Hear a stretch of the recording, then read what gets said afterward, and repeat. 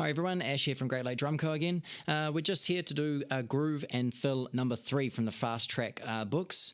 Let's dive straight into it. So again, this beat here follows an 8th note pattern along the hi-hat.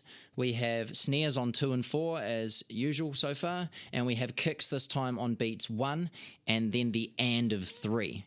So it would sound something like this. I've got a metronome. If you've got a metronome to play along to, we're starting this at about 60 beats per minute, and then we move along to around about 120. But for now, let's just freestyle jam these.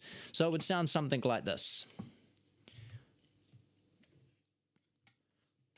1 and 3 and 4 and 1 and 2 and 3 and 4 and 1 and 2 and 3 and 4 and 1 and 2 and 3 and 4 and a touch slower just for now.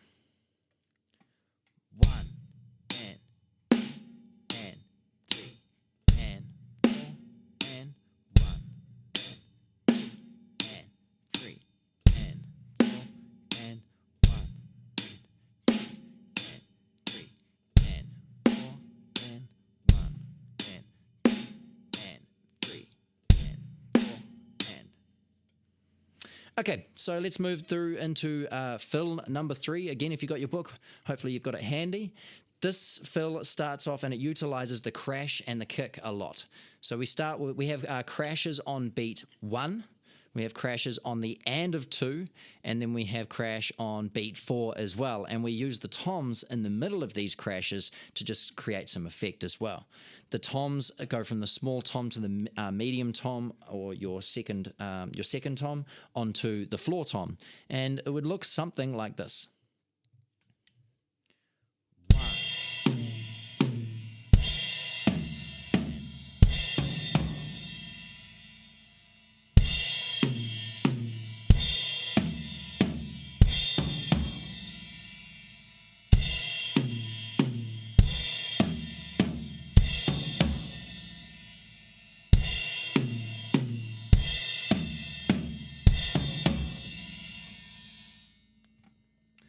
So the count for that fill is 1 and 2 and 3 and 4 and you can hear that throughout the fill being played.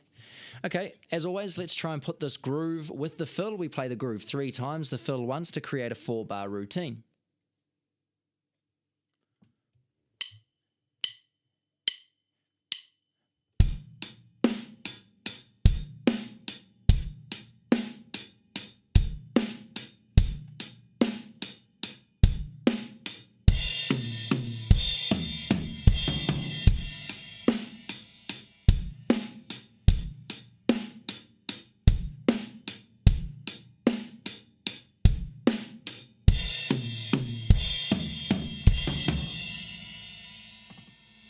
Okay, and as always, we play it just a touch faster as well to give it some context if it was at a higher tempo.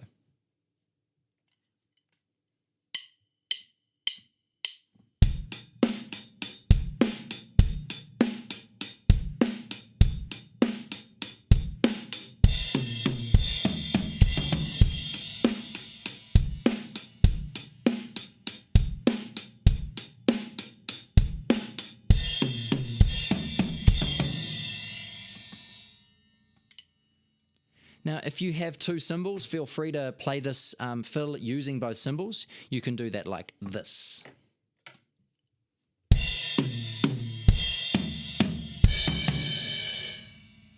Or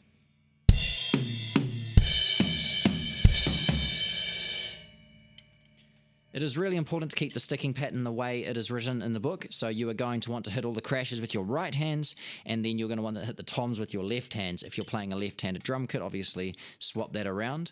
But for most of you that I teach privately, you're all playing right-handed anyway. If you're playing open-handed, still use the crash with your right hand. I would suggest, especially because your toms are moving this way. If you feel you need to change it to play left-handed, that's fine, but I would suggest sticking with your right hand on the crash and following the sticking pattern that you have in your book. Awesome. See you for the next one, groove and fill number 4.